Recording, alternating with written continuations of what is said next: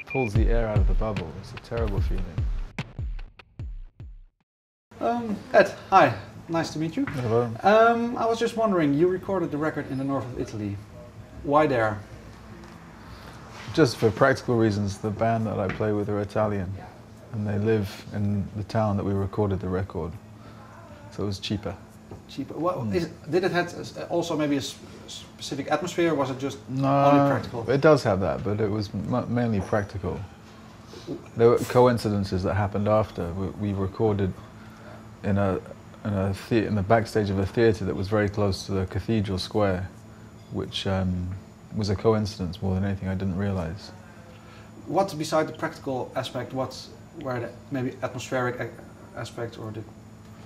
Can you describe the place a little bit? Yeah, well, it's a small, an average-sized town.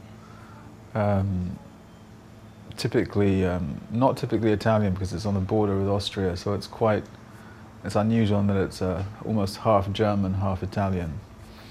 And it's just, very quaint and in the mountains, beautiful scenery. There's a strong community feeling there, which I like very much. Yeah, you've been traveling around and maybe already worked, but what made you work together with an Italian band? Again, it was just chance. I met the drummer through working on a market in London maybe 12, 15 years ago. And I'd been working with, or trying to work with, English musicians at the time, here and there, and it just never really seemed to click. I think I'm not...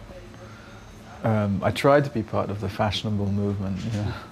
I tried really hard. I really wanted to be as well, but I think by default I just couldn't work in that way, so I waited to find musicians that could really accommodate the way I suppose I was destined to work and record. Where does it go wrong between you and your fellow countrymen, the British? I don't think it goes wrong, it's just... But working-wise, yeah. Well, I think musicians in London are more inclined to... they're sort of ambitious in a certain kind of way. And I'm not saying that I'm not ambitious, but I wasn't perhaps ambitious in the same way. Ultimately, it was different kind of journey. And I found that the Italians I worked with were more open to the things I was trying to do. Do you maybe at this time, can you define your ambition? Yeah, you may, of course. If you said maybe your ambition is different than maybe as opposed to people in England, what's your ambition like?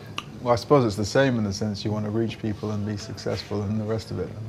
But while doing it? Goes hand in hand. But the... that's a good question. I don't really know. I think it's probably more to do with perhaps just a recording discipline, and I wasn't interested in the production values, modern production values of sort of studied time disciplines. We have a click going and there's a producer asking you for more this or more that, or putting things into a very commercial box like a single, an album full of singles or 2 singles and the rest of the tracks are meaningless. I shouldn't say meaningless, it's pretty unfair, but you know what I mean. So I was trying to write what I felt was a piece of work that extended beyond 2 songs or a song and didn't have those kind of... It almost sounds like I'm saying I was trying to do something better. I don't mean to sound like that, but I like a lot of songs that I hear on the radio. I'm kind of drawn to a lot of popular modern music, but albums, I just can't find anything that I can really grab onto. But is it maybe you also like the production value of those songs that you hear on the radio? Yeah, because it's sort of quick. Not what you were doing, quick. Yeah, I appreciate it. There's some really... Even yesterday we were listening to some stuff made in the 80s, and I just think, as polished and as smooth as it is, I admire that too.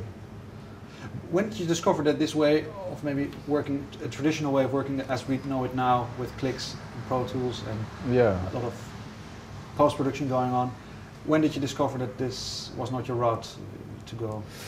Pretty early on, but then, because you're inclined to try and make as much time up as possible. You know, with Pro Tools and these other ways of recording, you can do things really quickly. So I was pretty aware that it wasn't the way I was going to end up, but I was sort of maybe obliged to do a bit of that to begin with, just because that's how everything was being done. Every studio I went to, it was the same thing. And did you sometimes, when you came home from a recording, you didn't feel happy about it? Oh or? yeah, that's the worst feeling. Yeah, that's a really it pulls the air out of the bubble. It's a terrible feeling. But have you? Yeah. When was this? Maybe can you name a reason when did this stop happening to you? I think it stopped happening when I think the last album was there have been moments where I haven't felt like that. There have been songs where I felt happy. There are definite moments when we've recorded and things have been very positive. Always when we're playing live together, and we kind of keep at it until we find something that is the song, you know, the tempo it should be recorded at, the feeling. But this last album, I think as a recording experience was by far the best I've had.